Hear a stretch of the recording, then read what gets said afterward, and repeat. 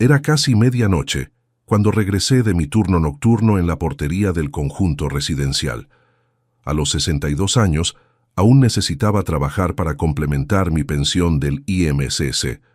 No porque no me hubiera planificado, sino porque gran parte de lo que guardé durante décadas de trabajo se lo había prestado a mi hija Carla a lo largo de los años.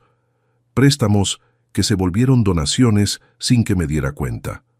Cuando doblé la esquina de mi calle, en la colonia Doctores, delegación Cuauhtémoc, de la Ciudad de México, una imagen me congeló por completo.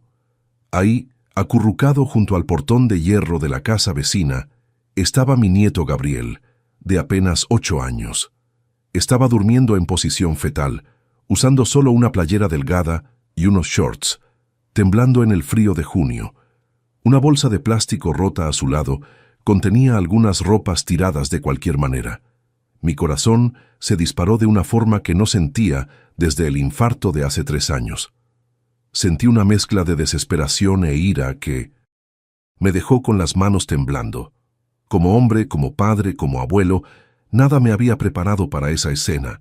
El mismo nieto que corría a abrazarme cuando llegaba de visita, el niño que me decía abuelito héroe, porque sabía arreglar cualquier juguete roto, estaba ahí abandonado como un perro. Me acerqué despacio, tratando de no asustarlo. Gabriel abrió los ojos hinchados de tanto llorar y susurró con la voz quebrada: «Abuelito, mamá dijo que ya no nos ibas a querer ver porque a Leonardo no le gustan los niños». Leonardo, el nuevo novio de mi hija, un hombre de 35 años que había conocido apenas 2 veces y que siempre me miraba con esa expresión de quien consideraba mi presencia una molestia. En ese momento, sentí mi pecho apretarse de una forma que las palabras no pueden describir. Es un dolor específico de hombre que construyó una familia y la ve siendo destruida por alguien que ni sangre tiene. Cargué a Gabriel, pesaba menos de lo que debería para su edad, y lo traje adentro de mi casa. Su ropa estaba húmeda de sereno y olía a ese olor de quien pasó horas en la calle. Mientras preparaba un baño caliente y calentaba leche, mi nieto me contó entre sollozos que mamá había vendido la casa donde vivían, tomó el dinero y se fue a vivir a un departamento pequeño con Leonardo. Un departamento que, según ella, no tenía espacio para niños. ¿Cómo absorbe un hombre una información así? ¿Cómo procesa un padre que su hija, la niña que arrulló en sus brazos, que llevó a la escuela todos los santos días, que defendió contra cualquier cosa en este mundo, sería capaz de abandonar a su propio hijo para satisfacer a un hombre?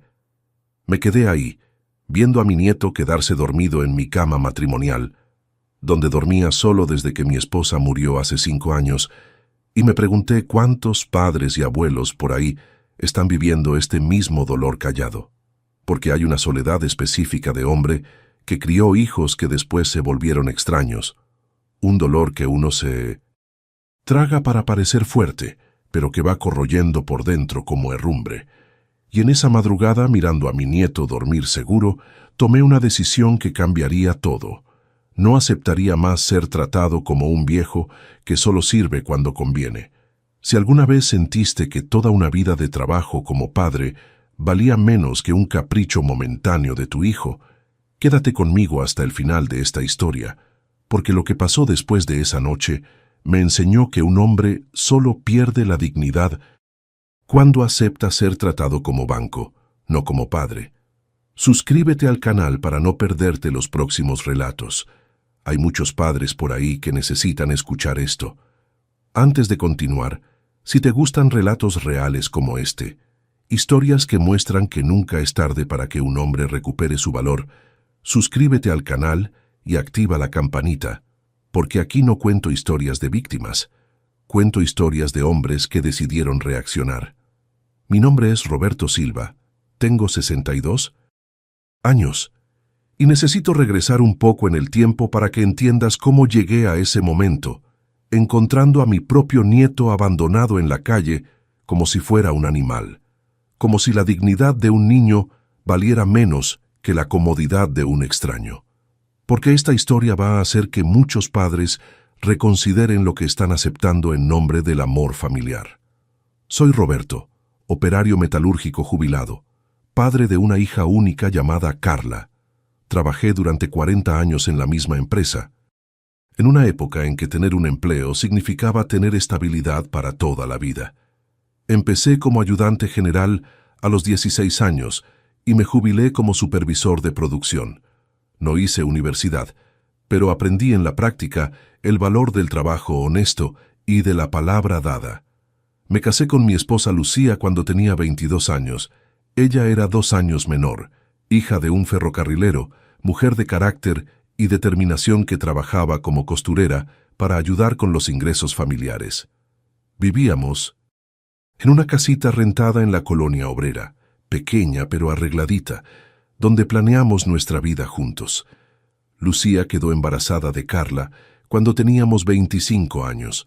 Recuerdo como si fuera ayer el día que nació, 15 de marzo de 1984, pesando 3 kilos 200 gramos, llorando fuerte como sirena. Durante todos esos años de trabajo, mi rutina siempre era la misma: despertar a las 5 de la mañana, tomar un café rápido que Lucía preparaba, agarrar 2 microbuses para llegar a la fábrica a las 7. Trabajaba de 7 a 5. A veces me quedaba hasta más tarde cuando había tiempo extra, y yo nunca rechazaba tiempo extra cuando se trataba de mejorar la vida de la familia. Llegaba a casa agotado, con las manos sucias de grasa y los músculos adoloridos, pero feliz por estar construyendo algo sólido. Carla era mi princesa. Durante toda su infancia, yo me empeñaba en estar presente en cada momento importante. La llevaba a la escuela todos los días antes de ir a trabajar, aunque eso significara despertar 1 hora más temprano. Los fines de semana, mientras Lucía descansaba, yo me quedaba con Carla en el parquecito, enseñándole a andar en bicicleta, empujando el columpio, contándole historias. Le compré una bicicleta usada cuando cumplió 7 años. Ahorré durante meses para eso, comprando cada tornillo necesario para arreglarla completamente.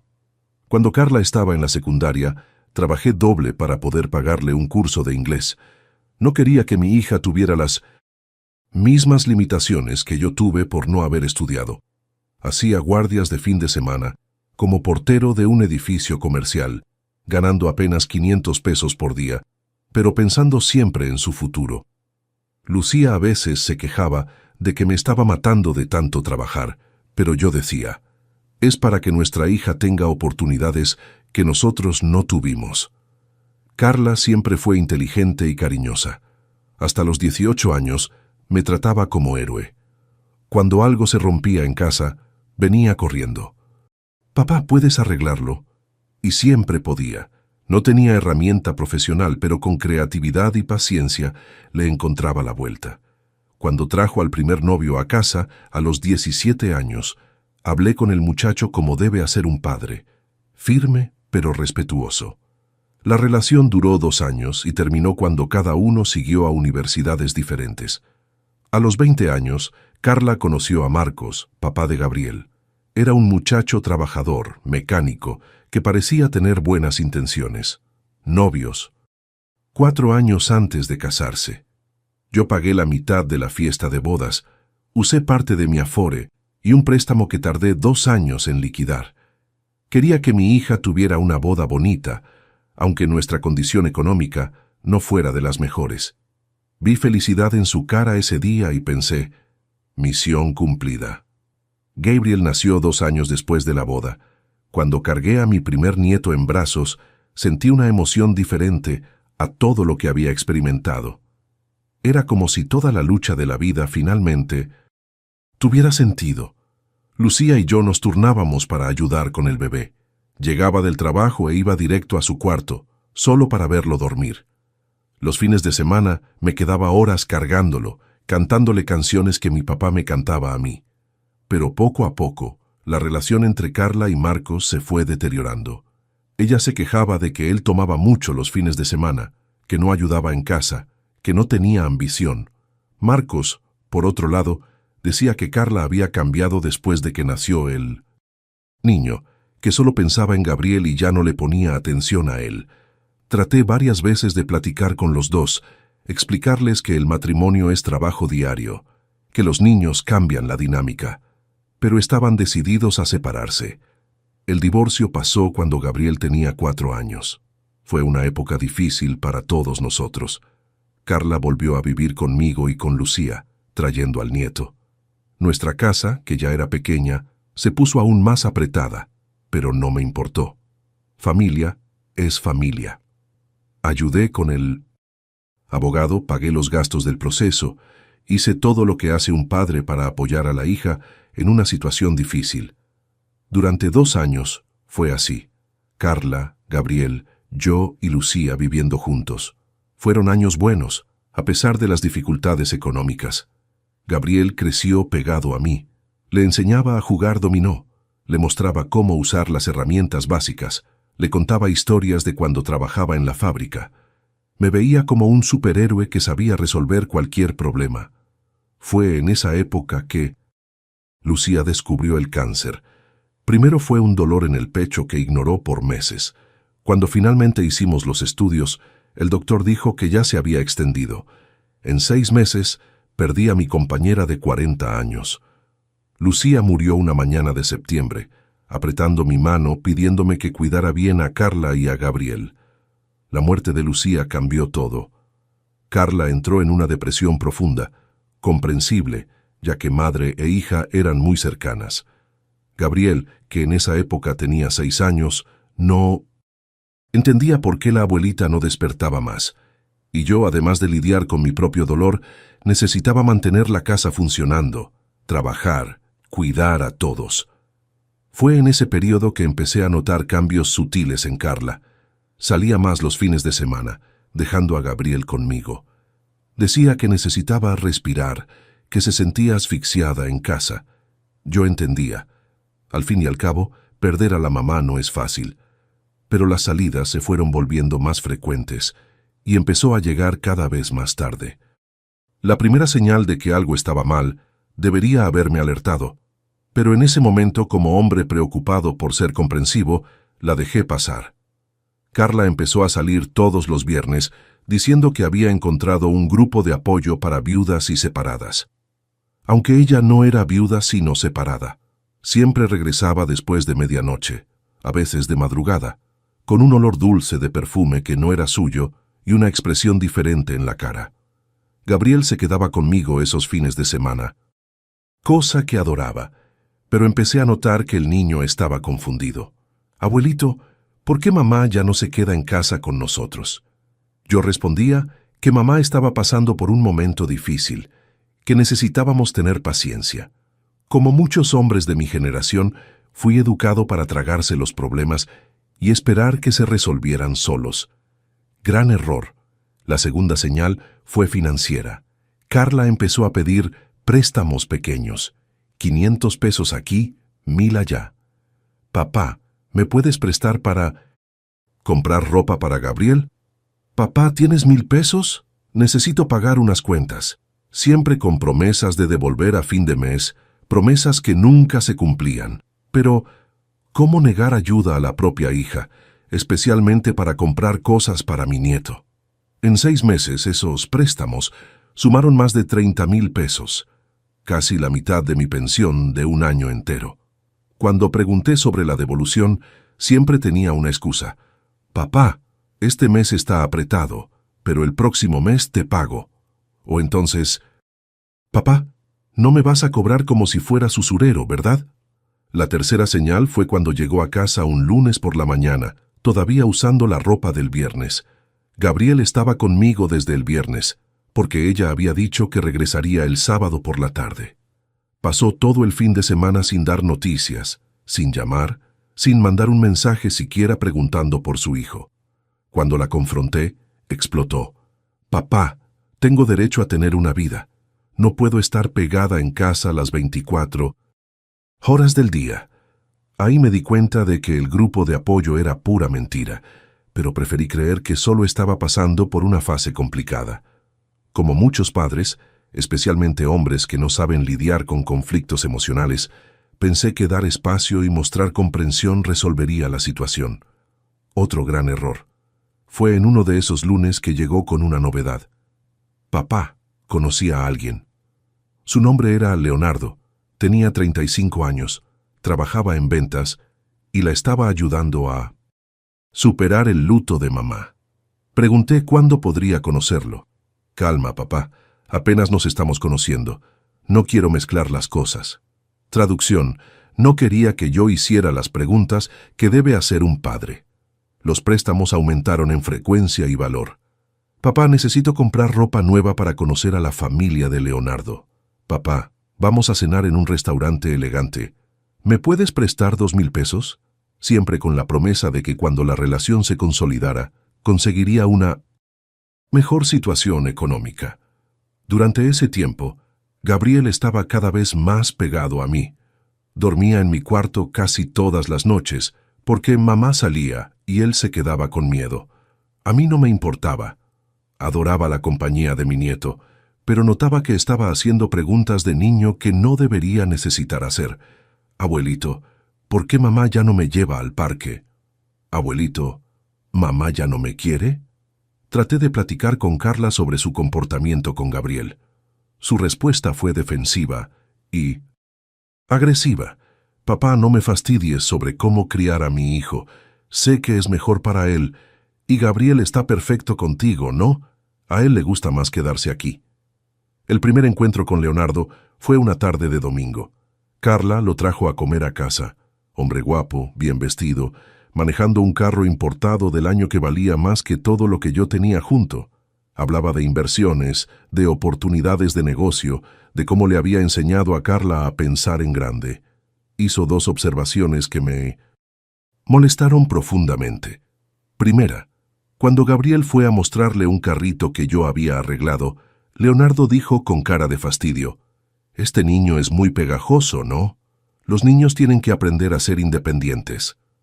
Segunda, cuando estábamos hablando de trabajo, comentó: «Esa generación de ustedes trabajaba mucho y pensaba poco. Hoy en día, quien trabaja con inteligencia no necesita romperse la espalda». Carla sonrió como si esos comentarios fueran profundos. Yo, como hombre educado, no dije nada en el momento. Pero esa noche, acostado en la cama, sentí en el pecho esa sensación fea de que mi hija se estaba involucrando con el tipo de hombre que había tratado toda la vida de enseñarle a evitar. Las cosas empezaron a acelerarse rápidamente. Carla anunció que Leonardo le había propuesto irse a vivir con él. «Es una oportunidad única, papá. Su departamento es hermoso en Polanco. Voy a poder empezar de nuevo mi vida». Pregunté sobre Gabriel. «Ah, por ahora se queda aquí contigo. Leonardo no está listo para tener un niño en casa, pero es temporal». Temporal. Palabra mágica que padres como yo aceptan cuando no quieren ver la realidad. ¿Por cuánto tiempo? «Unos meses, papá. Solo hasta que nos acomodemos bien». Gabriel se enteró un jueves por la noche. Carla le dijo que mamá iba a trabajar en una ciudad lejos por un tiempo, pero que regresaría pronto. El niño lloró toda la noche. El sábado siguiente hizo las maletas. Se llevó todo lo que tenía de valor, las joyas que le dieron en la boda, la televisión del cuarto, hasta la lavadora que yo había comprado 2 años antes. «Papá, Leonardo dice que allá hay lavandería en el edificio, entonces puedo llevarme esta para venderla y tener dinero para emergencias». Gabriel se quedó agarrado de su falda, preguntando cuándo la iba a ver otra vez. «Pronto, mi amor. Mamá regresa pronto». Fueron las últimas palabras antes de subirse al carro de Leonardo y desaparecer por 3 semanas. 3 semanas sin una llamada, sin una visita, sin un peso para ayudar con los gastos de Gabriel. 3 semanas en que le expliqué a mi nieto, todas las noches, que mamá estaba bien y que regresaría pronto.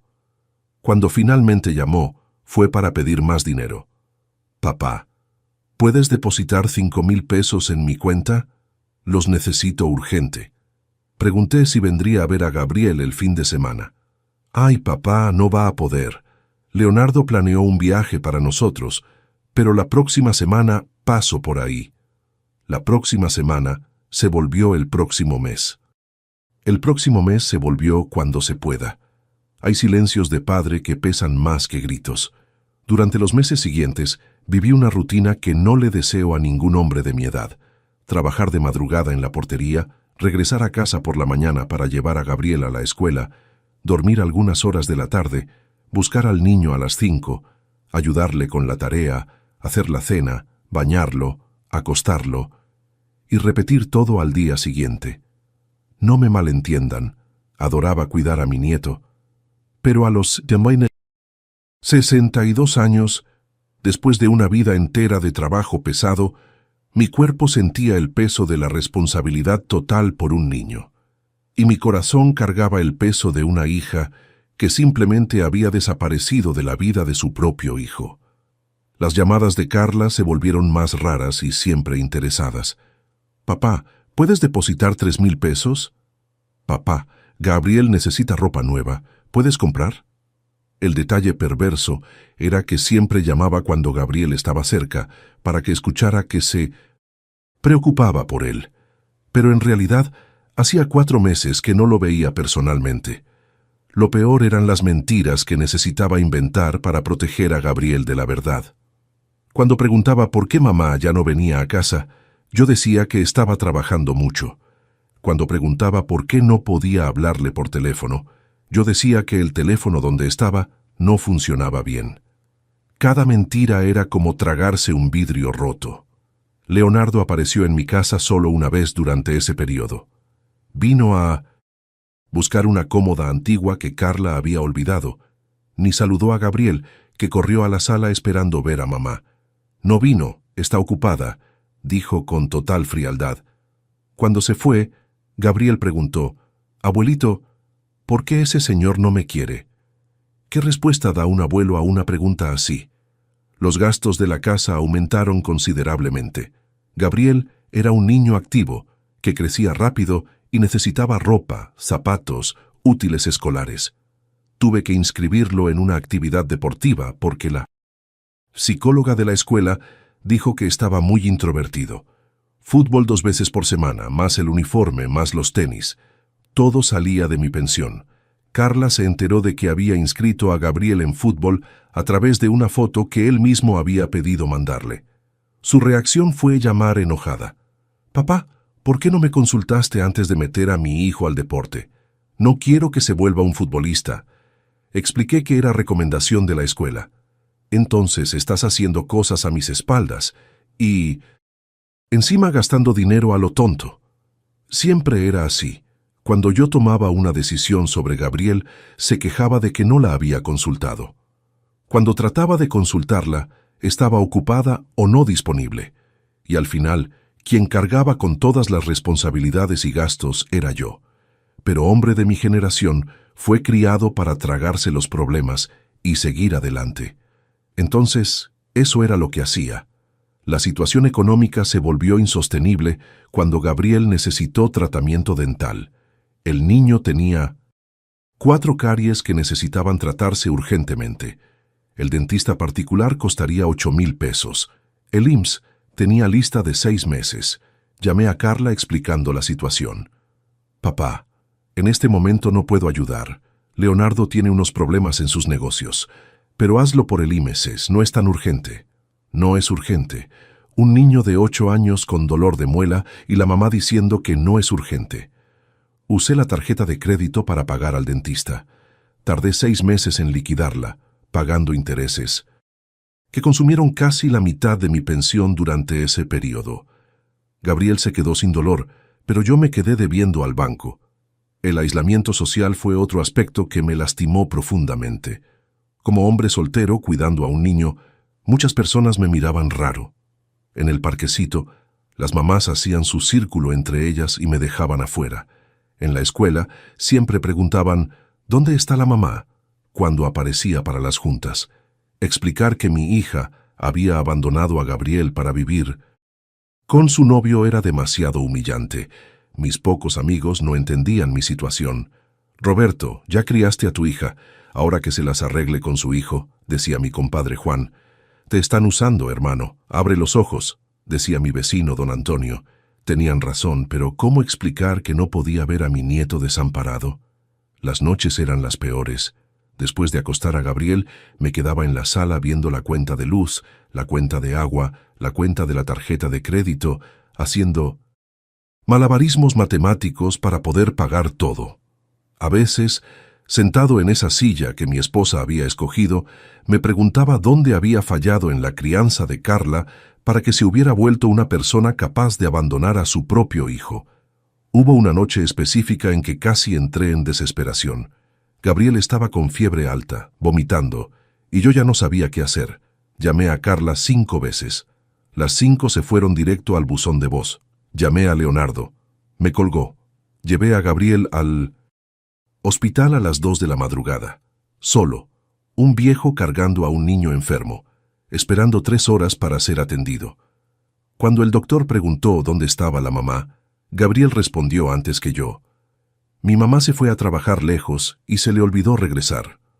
El doctor me miró con una expresión que mezclaba lástima y juicio. Ahí, sentado en esa silla de plástico del hospital público, cargando a mi nieto que finalmente se había quedado dormido en mis brazos, entendí que estaba viviendo una soledad que pocos hombres experimentan, la soledad de quien está haciendo el trabajo de 2, solo, sin reconocimiento, y todavía siendo criticado por quien debería estar compartiendo la responsabilidad. Existe un dolor específico de hombre que crió hijos que después se volvieron extraños. Un dolor que no compartes con nadie porque el hombre no se queja, el hombre resuelve. Pero esa madrugada en el hospital, mirando a Gabriel dormir con fiebre en mis brazos, me di cuenta de que resolver todo solo ya estaba matando poco a poco. Y peor, estaba normalizando para Gabriel que ser abandonado por los padres es algo aceptable. La gota que derramó el vaso se acercaba, pero yo todavía no lo sabía. Hay dolores que un hombre se traga por años, hasta que un día la garganta ya no aguanta más. El momento exacto de mi cambio pasó una mañana de martes, 3 días antes de encontrar a Gabriel en la banqueta. Recibí una llamada de la directora de la escuela de mi nieto. Señor Roberto, necesitamos platicar urgentemente sobre Gabriel. Llegué a la escuela con el corazón apretado, imaginando que el niño había hecho alguna travesura. La directora, profesora Marina, una mujer seria de unos 50 años, me invitó a sentarme en su oficina. Señor Roberto, Gabriel está haciendo algunas preguntas que nos preocupan. ¿Qué tipo de preguntas? Le preguntó a la maestra si él fue un niño malo y si por eso su mamá se fue. Sentí como si me hubieran dado un puñetazo en el estómago. La profesora Marina continuó. Ayer preguntó si yo conocía alguna familia que quisiera adoptar a un niño bien portado. Dijo que él sabía lavarse los dientes solo y que no daba problemas. Mis ojos se llenaron de lágrimas ahí mismo, frente a esa mujer. Un hombre de 62 años llorando en la escuela del nieto como un niño.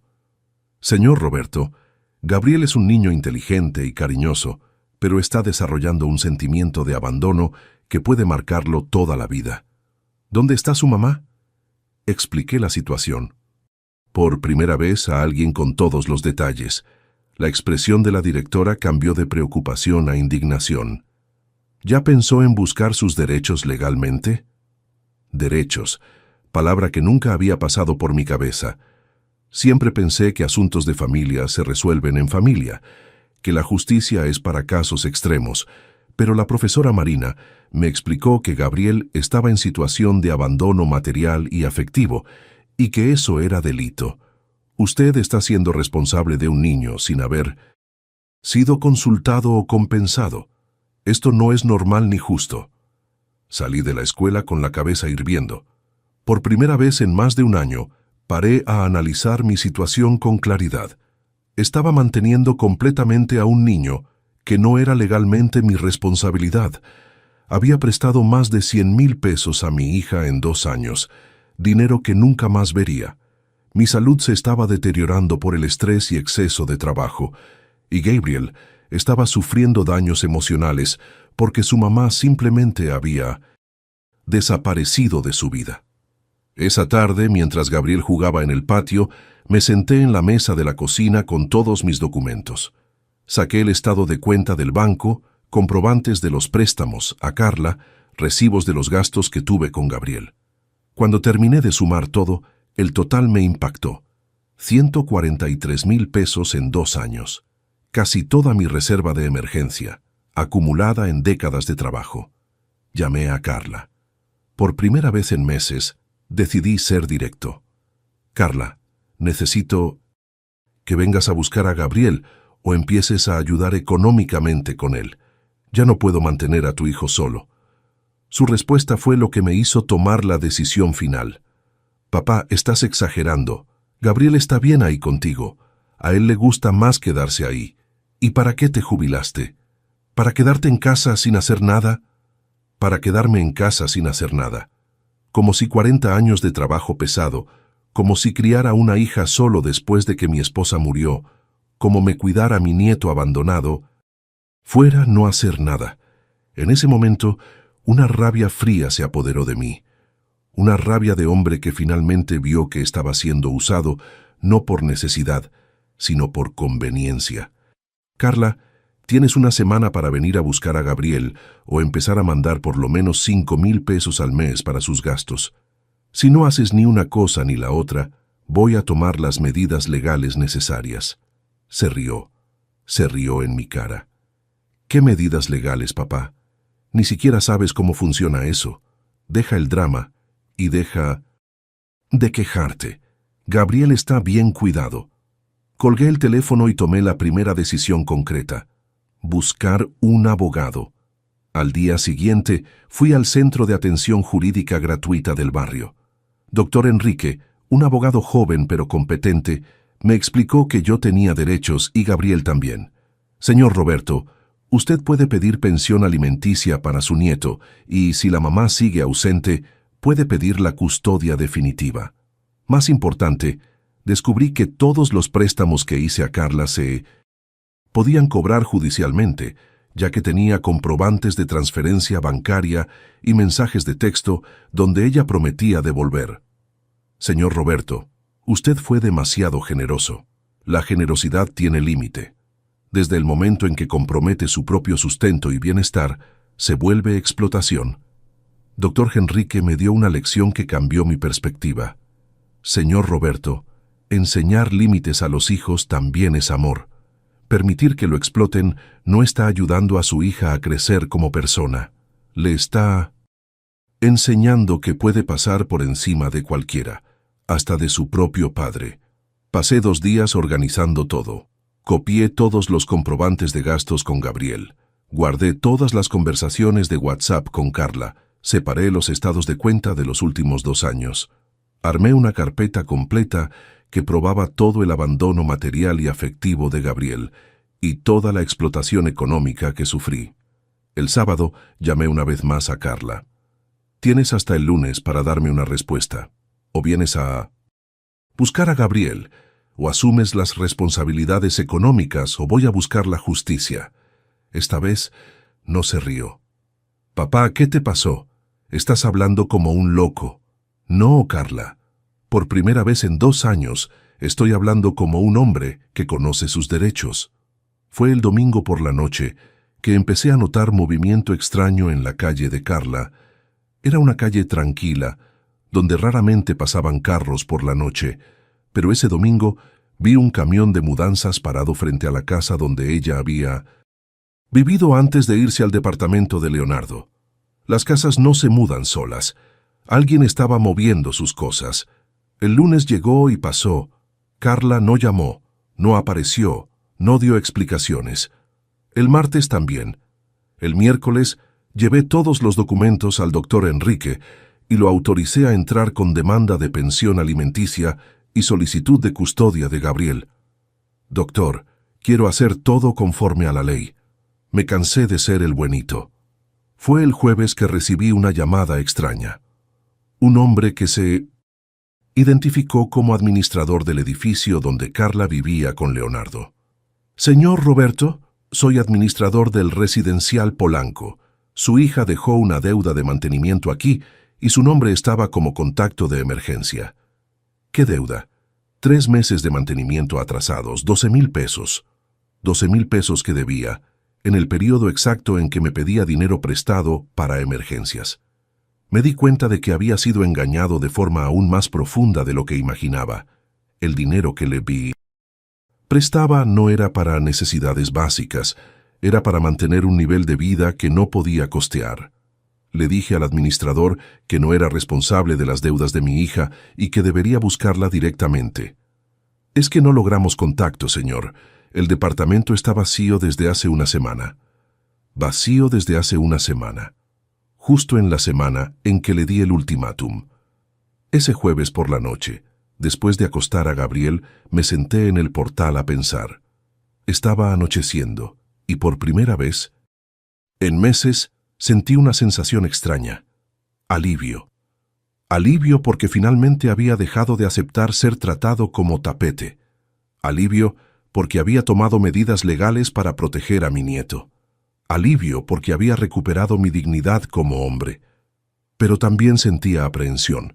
Carla era impredecible, y las personas desesperadas toman decisiones desesperadas. Tenía la sensación de que algo estaba a punto de pasar. No imaginaba que la noche siguiente, viernes, encontraría a mi nieto abandonado en 1950. La banqueta como un animal. El momento de la verdad se acercaba, y esta vez estaba preparado. Cuando un padre es traicionado por su propia sangre, la cicatriz atraviesa generaciones. En la mañana siguiente, al día que traje a Gabriel adentro de mi casa, después de encontrarlo abandonado en la banqueta, tomé una decisión que cambiaría todo. No iba más solo a reaccionar a las actitudes de Carla, iba a actuar. Mientras Gabriel se bañaba y se arreglaba para ir a la escuela, fingí que era un día normal para no traumatizar más al niño. Llamé al doctor Enrique. Doctor, mi hija abandonó a mi nieto en la calle anoche. Necesito una medida urgente. En 2 horas, había presentado una acción de emergencia para custodia provisional de Gabriel y abandono de incapaz contra Carla. A las 10 de la mañana, estaba en la puerta de la casa donde Carla había vivido antes de irse al departamento de Leonardo. La vecina, doña Concepción, me contó lo que había pasado. Roberto vendió la casa hace una semana. Vino aquí con un comprador, firmó los papeles el viernes pasado, puso a Gabriel en un taxi y lo mandó a tu calle. Puso a Gabriel en un taxi, un niño de 8 años, solo en un taxi por la noche, con una bolsa de ropa, porque la mamá había vendido la casa donde vivían. La frialdad de esa información me dejó con tanta rabia que me temblaron las manos. ¿Y para dónde se fue, doña Concepción? Ay, Roberto, dijo que se iba de viaje con el novio al norte del país, que iba a empezar vida nueva allá, y que tú ibas a cuidar bien a Gabriel, que el niño estaba mejor contigo. Vida nueva. A los 39 años, mi hija decidió empezar vida nueva, abandonando a su propio hijo en la banqueta. Pedí a doña Concepción que me diera el nombre del comprador de la casa. Era un inversionista que pagó de contado 1.200.000 pesos, dinero que Carla se embolsó completamente para financiar la vida nueva con Leonardo. Llamé inmediatamente al doctor Enrique con esa información. Señor, Roberto, esto cambia todo. Su hija vendió un bien donde residía un menor y abandonó a ese menor sin dar destino adecuado. Es delito de abandono material y colocación de menor en situación de riesgo. Y si recibió 1.200.000 pesos, puede pagar pensión. A las 2 de la tarde, 2 policías judiciales tocaron mi puerta con una orden de búsqueda y captura contra Carla. Querían saber dónde estaba. Expliqué que había desaparecido, probablemente viajado al norte del país. Uno de los policías, comandante Medeiros, miró a Gabriel que estaba haciendo tarea en la mesa de la cocina y dijo: «Señor Roberto, este niño está en situación irregular. Vamos a tener que llevarlo al DIF». «Por favor, comandante, está conmigo. Soy su abuelo». «Señor Roberto, técnicamente usted no tiene custodia legal. La mamá abandonó y no pasó responsabilidad al señor. Fue doctor Enrique quien resolvió la situación por teléfono, explicando que ya había protocolo de solicitud de custodia provisional en trámite». Gabriel presenció toda esa conversación. Por la noche me preguntó: «Abuelito, hice algo malo. Por eso mamá se fue». Tuve que explicarle a un niño de 8 años que algunos adultos toman decisiones malas, pero que eso no tenía nada que ver con él. Gabriel, eres un niño maravilloso. El problema no eres tú, es que tu mamá todavía no aprendió a ser responsable. El miércoles siguiente recibí una llamada inesperada. Era Leonardo. Roberto, Carla quiere hablar contigo. Pásala al teléfono. No puede hablar ahora, pero me pidió que te avisara que están exagerando con esta historia de la policía. Solo necesita tiempo para organizarse. Leonardo, mi hija abandonó a un niño en la calle. Eso es delito. Hermano, no necesitabas llamar a la policía. Gabriel está bien ahí contigo. Carla solo vendió la casa porque necesitaba dinero. Ya regresa por el chamaco. Chamaco. El hombre se refería a mi nieto como chamaco. Leonardo, ¿dónde están? Eso no te importa. Cuando Carla quiera hablar contigo, te llama. Escúchame bien, muchacho. Mi hija va a responder en la justicia por abandono de incapaz. Y tú también, como cómplice. Si creen que pueden andar abandonando niños y no va a pasar nada, están muy equivocados. Hubo un silencio del otro lado. Después Leonardo dijo con un tono diferente, más nervioso: Roberto, vamos a platicar como gente civilizada. Carla se arrepintió. Solo hizo una tontería. Leonardo, dile a mi hija que si quiere hablar conmigo, aparezca aquí. En persona. Por teléfono ya no resuelvo nada. Doctor Enrique me orientó a grabar todas las conversaciones de ahí en adelante. Señor Roberto, ese hombre está tratando de minimizar un delito. Cualquier cosa que digan puede usarse en el proceso. Compré una grabadora pequeña y empecé a grabar todas las llamadas. La llamada siguiente fue aún más reveladora. Era Carla, llorando. Papá, ¿qué me estás haciendo? Llamaste a la policía, entraste a la justicia. Soy tu hija. Carla, abandonaste a mi nieto en la banqueta como si fuera un perro. ¿Qué esperabas que hiciera? Papá, solo necesito tiempo para ajustarme con Leonardo. Gabriel está mejor ahí contigo. Carla, vendiste tu casa, te embolsaste 1.200.000 pesos y no dejaste ni 1.000 pesos para los gastos de Gabriel. Eso no es pedir tiempo, eso es abandono. Papá, ¿qué 1.200.000? No fue tanto. Mentira descarada. Yo tenía el nombre del comprador y el valor registrado en el registro público. Carla, tienes una semana para regresar y resolver esta situación. O asumes las responsabilidades con Gabriel, o firmas un documento pasando la custodia para mí definitivamente. Ya no voy a aceptar medias tintas. Papá, no me puedes obligar a nada. Sí puedo, Carla, y lo voy a hacer. Vas a aprender que ser mamá no es solo cuando conviene. La llamada que cambió todo pasó un viernes por la noche. Era Leonardo, claramente alterado. Roberto, conseguiste lo que querías. Carla está aquí llorando desde hace 3 días por esta presión que les están haciendo. Eres su papá, hermano. ¿Cómo puedes hacerle esto? Leonardo, lo que estoy haciendo es proteger a mi nieto. Si está llorando, es su problema. Debería haber pensado en eso antes de abandonar a un niño. Roberto, vamos a hacer un trato. Carla firma la custodia del chamaco para ti, y ustedes paran esta persecución. Gabriel no es chamaco, es mi nieto, y no es trato, Leonardo, es obligación. Va a firmar la custodia y va a pagar pensión. No es negociación. Roberto, estás siendo ambicioso. Carla no tiene dinero para pensión. Leonardo tiene 1.200.000 pesos de la venta de la casa. Deja de tratarme como idiota. Silencio largo. Después dijo algo que me hizo entender toda la situación. Roberto, ese dinero ya no es de Carla. Lo usamos para liquidar unas deudas mías y hacer unas inversiones. Pero salió mal. Salió mal. El hombre había usado el 1.200.000 pesos de la casa donde vivía mi nieto para liquidar deudas personales y hacer inversiones que salieron mal, y ahora estaba sin dinero y tratando de librarse de la responsabilidad con Gabriel. Leonardo, ¿usaron el dinero de la casa de Gabriel? Roberto, la casa era de Carla, podía vender. La casa era de la familia, Leonardo. Gabriel vivía ahí, era su techo. ¿Y ustedes usaron ese dinero para liquidar tus deudas? Roberto, no entiendes de negocios. Entiendo de carácter, Leonardo, y ustedes dos no tienen. Carla tiene 3 días para aparecer aquí y resolver la situación con Gabriel. Si no viene, voy a presentar denuncia penal contra los dos. Ella por abandono de incapaz, tú por apropiación de recursos de menor. No puedes probar nada. Sí puedo. Tengo grabación de esta conversación y de todas las otras. La desesperación en su voz fue inmediata.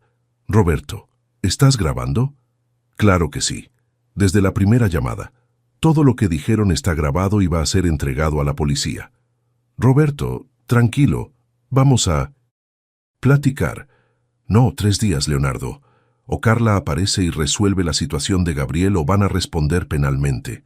El domingo recibí la llamada más patética de todas. Era Carla, a los gritos. «Papá, ayúdame. Leonardo desapareció con el dinero. Estoy sola en Tijuana, sin dinero, sin conocer a nadie». El hombre había abandonado a mi hija tan pronto como se dio cuenta de que la situación estaba complicada. «Papá, Leonardo agarró el dinero y se fue. Dijo que tenía mucha presión por los procesos y que necesitaba desaparecer. Carla, ¿y crees que te voy a tener lástima? Papá, soy tu hija. Hija que abandonó a mi nieto en la banqueta. Hija que me mintió durante meses. Hija que dejó que un bandido usara el dinero de la casa de Gabriel para liquidar deudas personales. Papá, yo también fui engañada.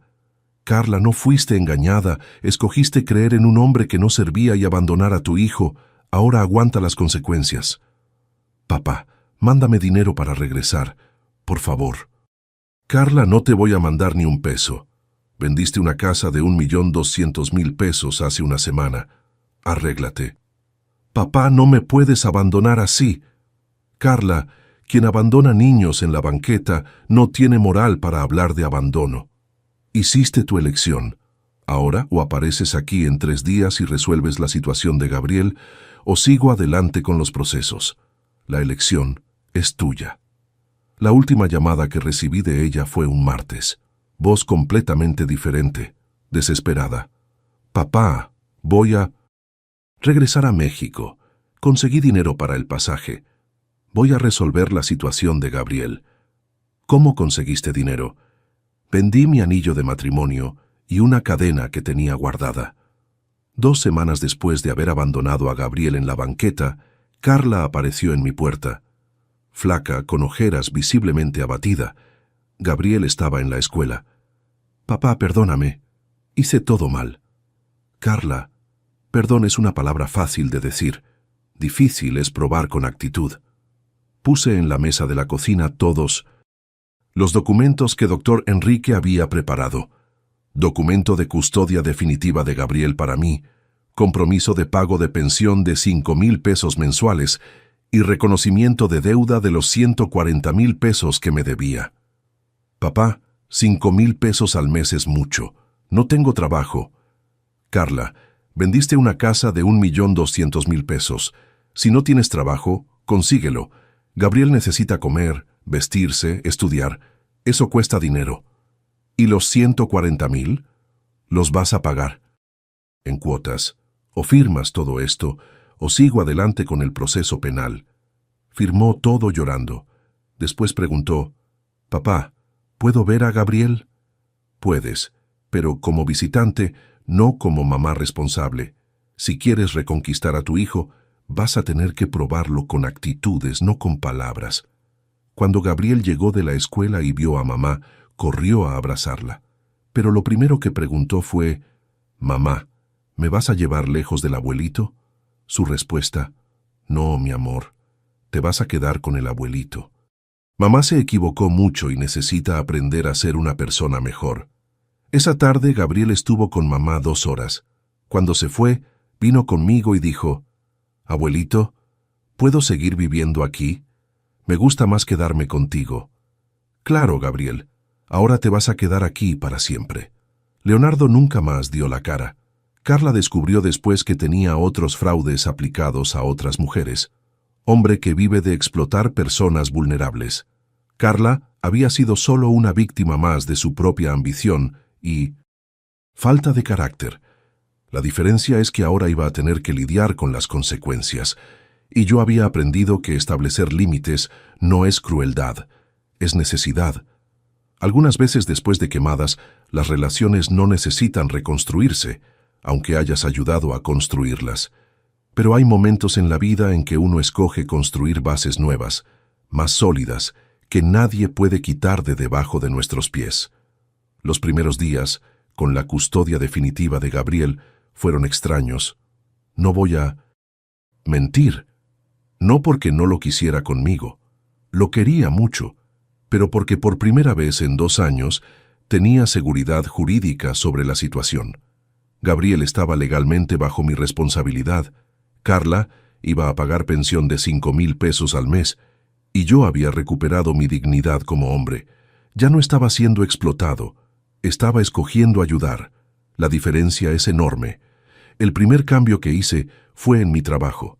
Hablé con el administrador del conjunto residencial donde hacía portería nocturna y le expliqué mi situación. Don Roberto, usted es empleado ejemplar, pero si necesita horario diferente por su nieto, le echamos la mano. Logré cambiar al turno de la mañana, de 6 de la mañana a 2 de la tarde. Llegaba a casa cuando Gabriel salía de la escuela. En los primeros meses, Gabriel todavía preguntaba si mamá iba a regresar a buscarlo. Le expliqué con paciencia que ahora él vivía conmigo definitivamente, pero que mamá podía visitar cuando quisiera, siempre que avisara antes. Abuelito, prefiero quedarme aquí. Aquí nadie me abandona. Esa frase me partió el corazón, pero también me mostró que había tomado la decisión correcta. Gabriel necesitaba estabilidad, saber que tenía un lugar seguro en el mundo, y yo podía darle eso. Con la pensión de Carla entrando cada mes, no atrasó ninguna vez, probablemente por miedo al proceso penal, y con mi horario de trabajo más organizado, nuestra vida económica mejoró considerablemente. Pude sacar a Gabriel del IMSS y ponerlo en un seguro médico privado. Lo inscribí en clases de guitarra, ya que siempre había mostrado interés por la música, pero la transformación más importante no fue económica, fue emocional. Por primera vez desde que mi esposa murió, volví a tener vida social.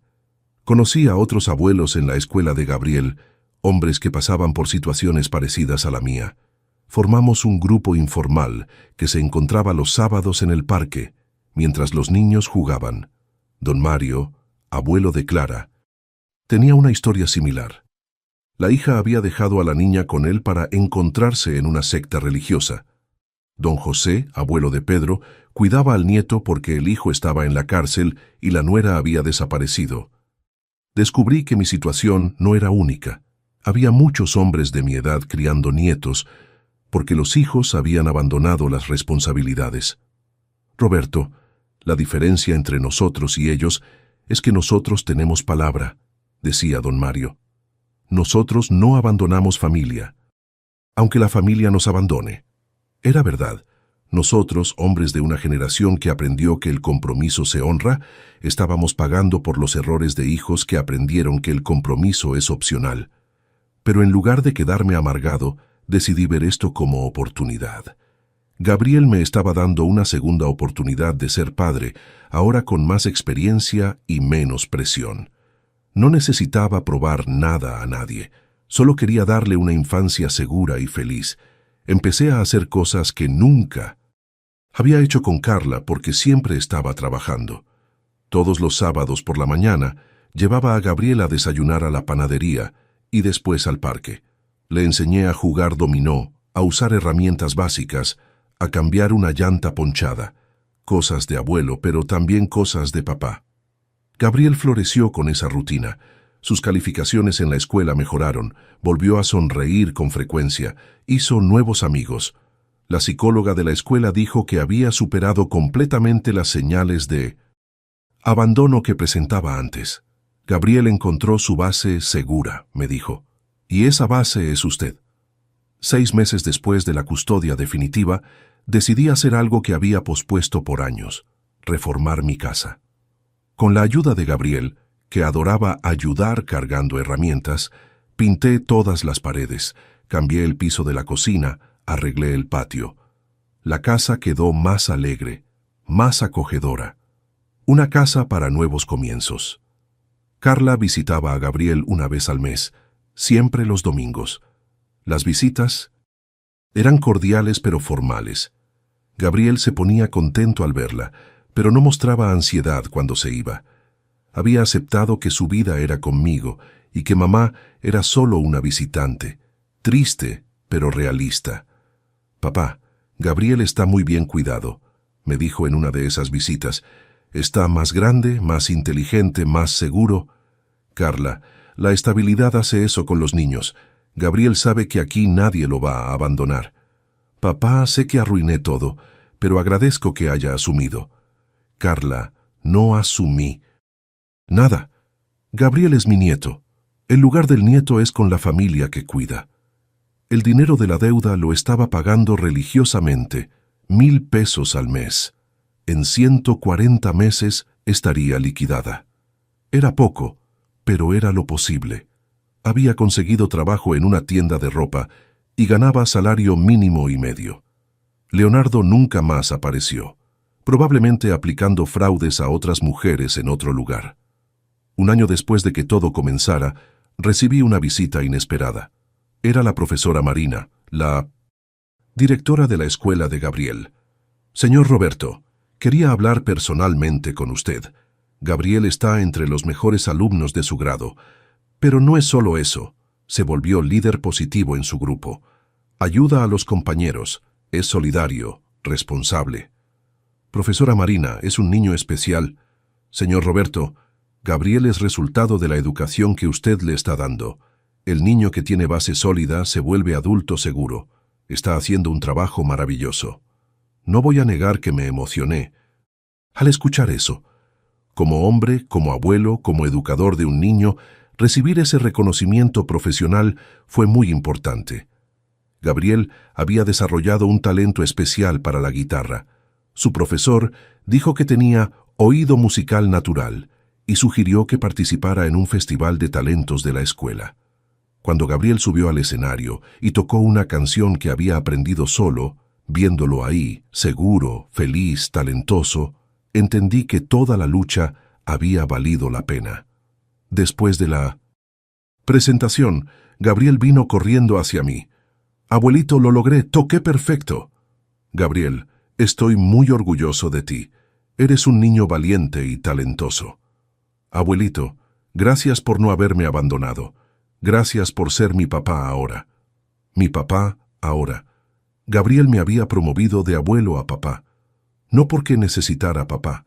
Siempre supo que su papá biológico era Marcos, pero porque había encontrado en mí la figura paterna que todo niño necesita, alguien que siempre estará ahí, independientemente de las circunstancias. Esa noche, después de acostar a Gabriel, me senté en el portal a reflexionar sobre todo lo que había pasado.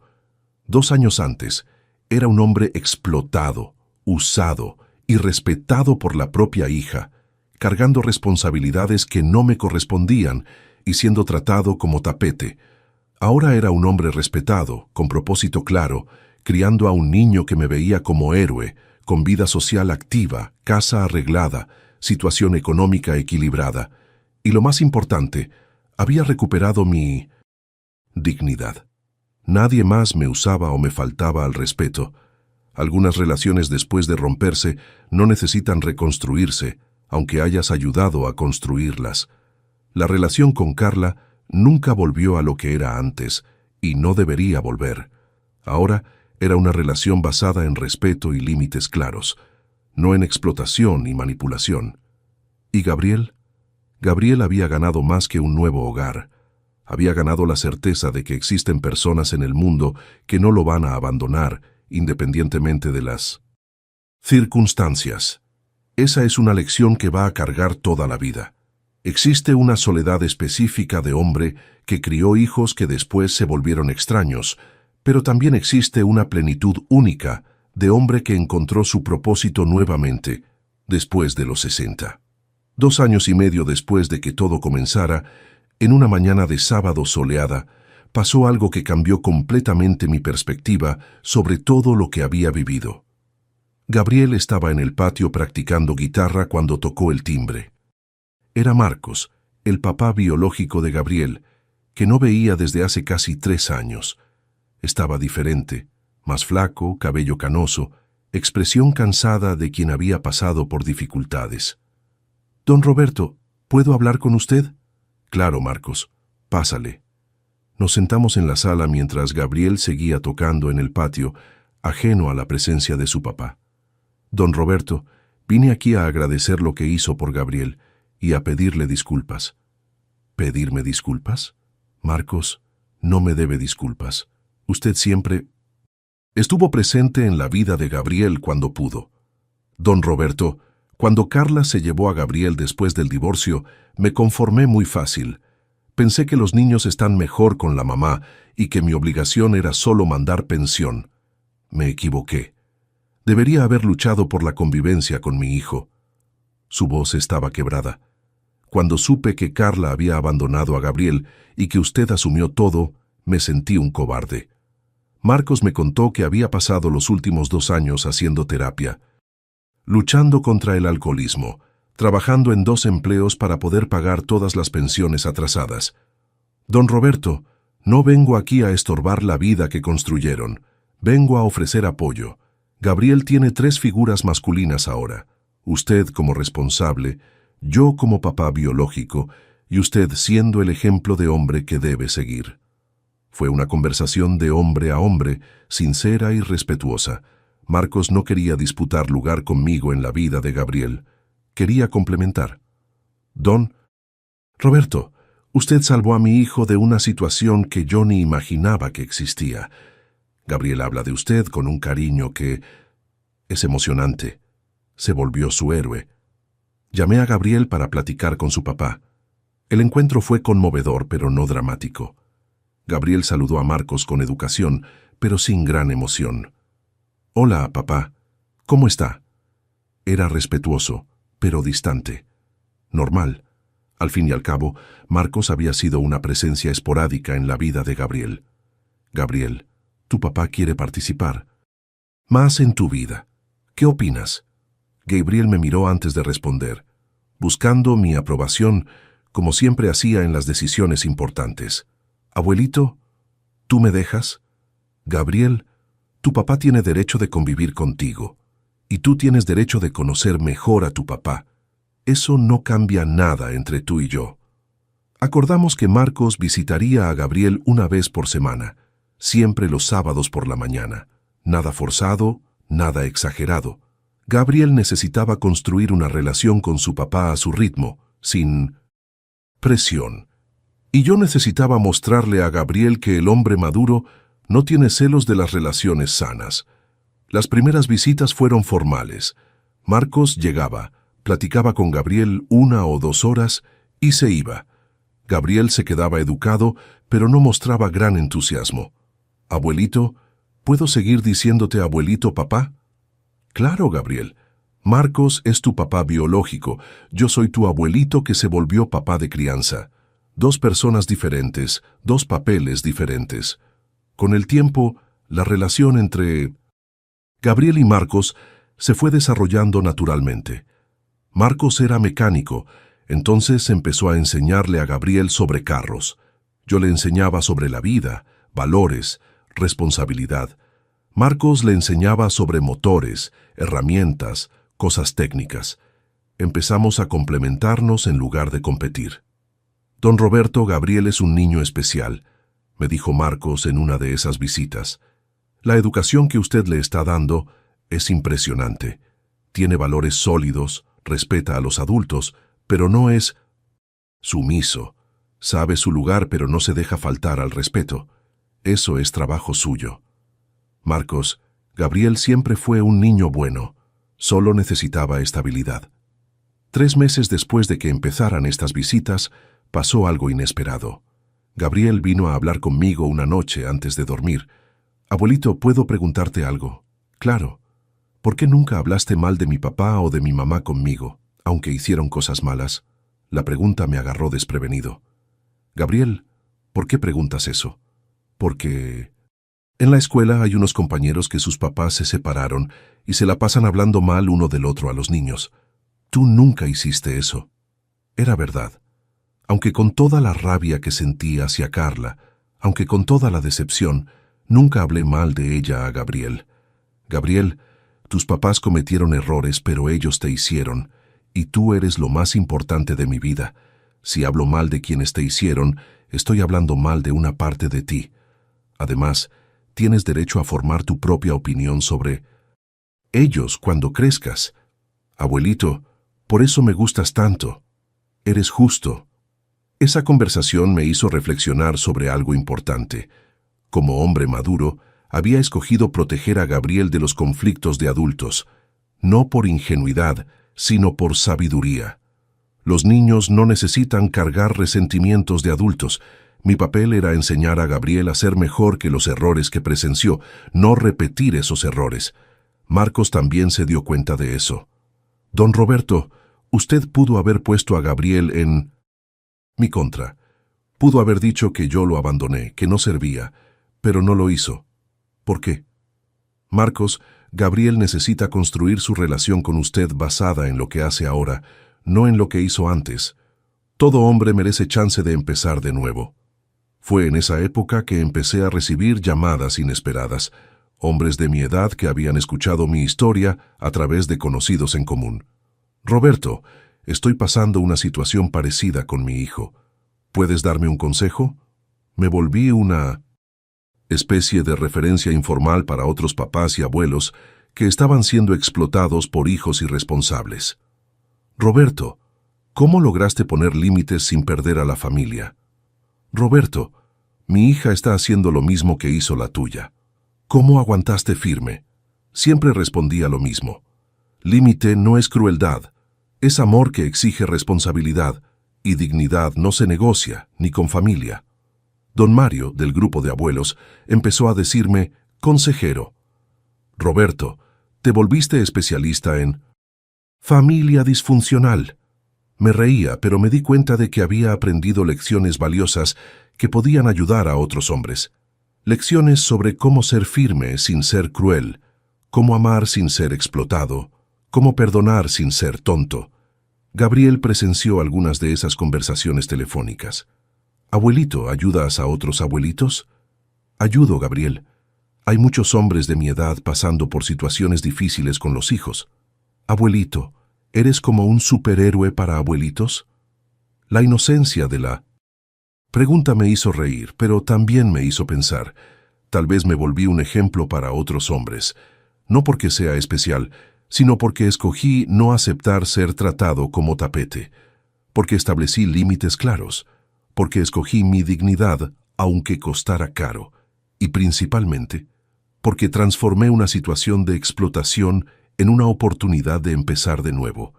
La relación con Carla también evolucionó durante ese periodo. Las visitas mensuales se volvieron más naturales, menos tensas. Empezó a traer al novio actual, un hombre trabajador que trataba a Gabriel con respeto. Papá, Daniel quiere conocerlo bien. Dice que cualquier hombre que crió a una hija y todavía tiene paciencia para criar a un nieto, debe ser respetado. Daniel era diferente de Leonardo en todos los aspectos.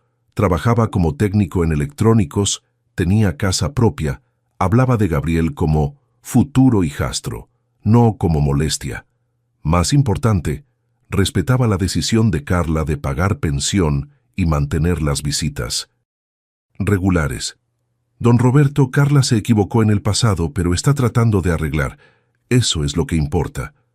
Daniel, Carla es mi hija, y siempre será. Pero necesita probar con actitudes que cambió, no solo con palabras. Don Roberto, entiendo perfectamente. Si fuera mi hija, haría lo mismo. El límite es demostración de amor. A Gabriel le cayó bien Daniel. Abuelito, él es diferente de Leonardo. Me habla como si fuera gente, no como si fuera problema. Era una observación madura para un niño de 11 años. Gabriel estaba aprendiendo a identificar quién lo respetaba y quién solo toleraba su presencia. En una de esas visitas, Carla me apartó para platicar a solas. Papá, quería pedirte disculpas otra vez, y quería agradecerte. ¿Agradecer qué, Carla? Por haberme obligado a crecer. Si no me hubieras puesto contra la pared, habría perdido a Gabriel para siempre, y probablemente habría seguido tomando decisiones malas. Carla, cada quien cosecha lo que siembra. Sembraste irresponsabilidad y cosechaste consecuencias. Ahora estás sembrando responsabilidad y cosechando respeto. Papá, me salvaste tanto como salvaste a Gabriel. Me obligaste a volverme adulta a los 39 años. Era verdad, establecer límites con Carla no había sido solo para proteger a Gabriel, había sido para forzarla a madurar, y estaba funcionando. Mantenía trabajo fijo desde hacía 2 años, pagaba todas las cuentas a tiempo, había escogido una pareja responsable, había aprendido que las acciones tienen consecuencias. Esa noche, después de que todos se fueron, Gabriel vino a platicar conmigo en el portal. Abuelito, gracias por haber salvado a nuestra familia. Gabriel, ¿qué quieres decir? Abuelito, si no hubieras peleado con mamá, nunca habría aprendido a ser responsable. Si no me hubieras protegido, estaría perdido. Salvaste a todos nosotros. La sabiduría de ese niño de 11 años me impresionó. Gabriel había entendido algo que muchos adultos no entienden. A veces, salvar a una familia significa romperla temporalmente para reconstruirla sobre bases sólidas. Gabriel, familia no es solo sangre, familia es compromiso diario, es respeto mutuo, es responsabilidad compartida. Hoy nuestra familia funciona porque todos saben su lugar y sus obligaciones. Abuelito, ¿nuestra familia ahora es más fuerte? Mucho más fuerte, Gabriel, porque ahora está basada en verdad, no en mentiras. Mirando hacia atrás, me di cuenta de que los últimos 3 años no habían sido solo sobre criar a Gabriel. Habían sido sobre reconstruir toda una dinámica familiar disfuncional, sobre enseñar que amor verdadero exige reciprocidad, sobre mostrar que dignidad no es negociable, sobre probar que nunca es tarde para que un hombre se levante y muestre su verdadero valor. Gabriel estaba creciendo en un ambiente donde sabía que era amado, pero también sabía que amor verdadero viene con responsabilidades, donde tenía múltiples figuras masculinas positivas, yo como responsable, directo, Marcos como papá biológico presente, Daniel como futuro padrastro respetuoso, una red de apoyo masculina sólida que muchos niños no tienen. Y yo había descubierto que empezar de nuevo a los 60 y pocos años no solo era posible, era gratificante, que establecer límites en lugar de destruir relaciones las fortalecía cuando estaban basadas en bases sólidas, que dignidad reconquistada vale más que paz comprada con sumisión. La historia estaba lejos de terminar, pero las bases estaban sólidas, y sobre bases sólidas, cualquier construcción puede crecer fuerte y duradera. Hoy, 3 años después de encontrar a Gabriel temblando de frío en la banqueta, nuestra vida encontró un equilibrio que nunca imaginé posible a los 62 años. Gabriel está con 11 años, cursando 6º grado con calificaciones excelentes, tocando guitarra en una bandita de la escuela y desarrollando una personalidad segura y confiada. Nuestra rutina es simple pero sólida. Despierto a las 5:30 para trabajar en la portería hasta las 2. Llego a casa cuando Gabriel regresa de la escuela. Hacemos tarea juntos. Él me enseña matemáticas nuevas, yo le enseño sobre la vida. Por las tardes, él practica guitarra mientras yo me ocupo de las cosas de la casa. Cenamos viendo las noticias, discutiendo sobre el mundo, sobre el futuro, sobre sus planes. Gabriel quiere ser ingeniero. Dice que va a construir casas que nadie pueda tumbar, igual que el abuelito construye familias que nadie puede romper. Esa frase me hizo entender que le di más que un hogar. Le di un ejemplo de resistencia, de no abandonar a las personas que importan. La transformación que más me enorgullece no es material, es emocional.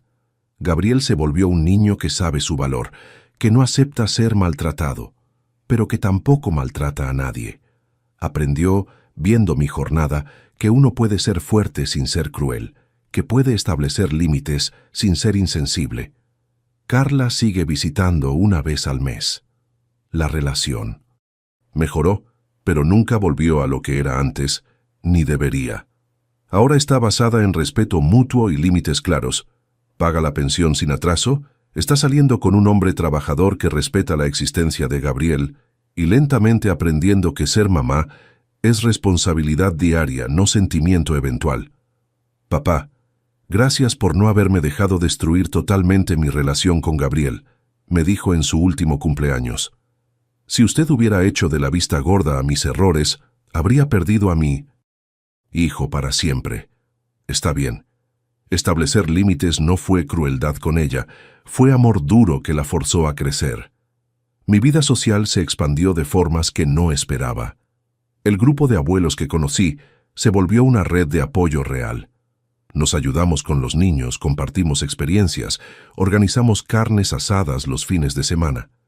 Descubrí que la soledad del hombre mayor no es destino inevitable, es elección de no buscar conexiones significativas. Físicamente, estoy mejor que hace 5 años. Dejé de cargar el estrés de quien está siendo explotado. Mi presión se normalizó, duermo mejor, tengo más energía. Descubrí que la indignación constante envejece más que el trabajo pesado. Económicamente, nuestra situación es estable. Con la pensión de Carla, mi salario de portero y mi jubilación del IMSS, logramos vivir bien sin lujos, pero con dignidad. Gabriel tiene todo lo que necesita para desarrollarse, y yo tengo seguridad para el futuro.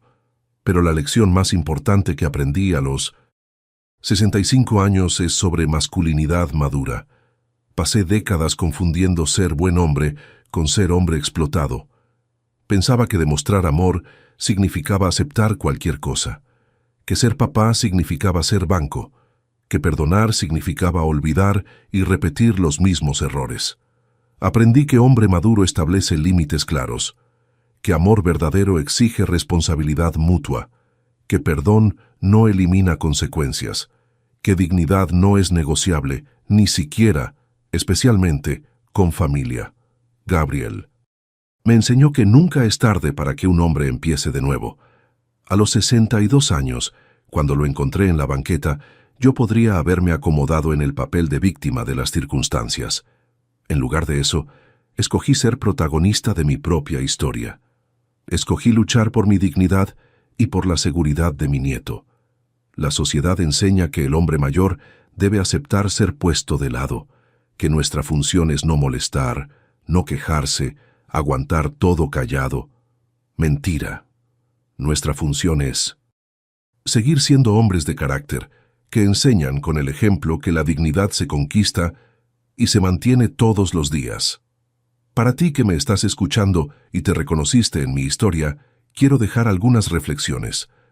¿Cuántas veces te tragaste la falta de respeto para mantener la paz familiar?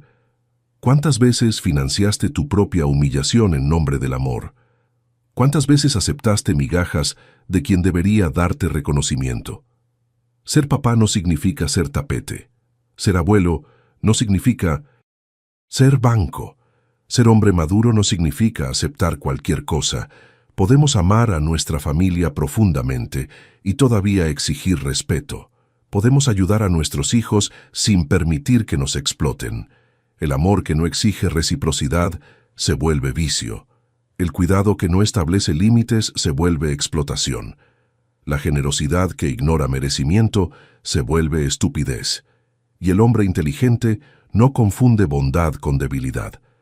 Gabriel hoy es un niño feliz, seguro, talentoso, porque aprendió que existen personas en el mundo que no lo van a abandonar, pero también aprendió que el respeto se conquista y se mantiene.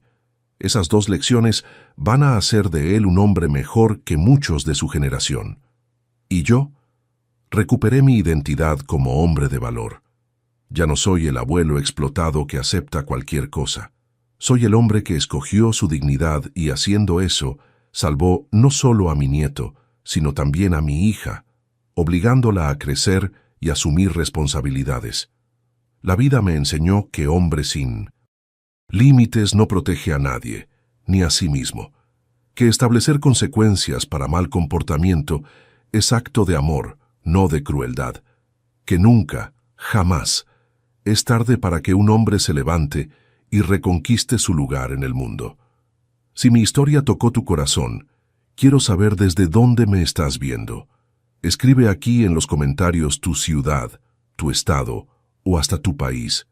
Déjame saber que este mensaje llegó hasta ti.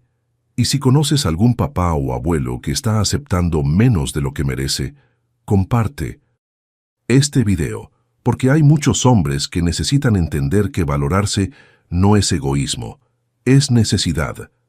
Si este relato te hizo reflexionar, deja un comentario contando desde dónde estás viendo. Escribe también qué sentiste al escuchar esta historia. Cuéntame, ¿ya tuviste que poner límites con tus hijos o nietos? ¿Cómo fue esa experiencia? Y si esta historia te hizo pensar, deja tu like y suscríbete al canal para seguir viendo historias reales de hombres que escogieron su dignidad. Porque aquí no contamos historia de víctimas, contamos historia de nuevos comienzos. Un abrazo desde aquí de la Ciudad de México, de la colonia Doctores, donde un abuelo y su nieto construyeron una familia basada en amor verdadero, ese que exige responsabilidad mutua y respeto diario. Y recuerda, construiste mucho más que una familia. Construiste un hombre que merece respeto. No aceptes menos que eso, porque cuando un hombre de verdad pone límites, no está siendo cruel, está siendo necesario, y a veces, ser necesario es el mayor acto de amor que podemos dar a las personas que amamos. ¿Cuántas veces nosotros, hombres, nos tragamos la falta de respeto en nombre de la paz? ¿Cuántos papás y abuelos están financiando su propia humillación?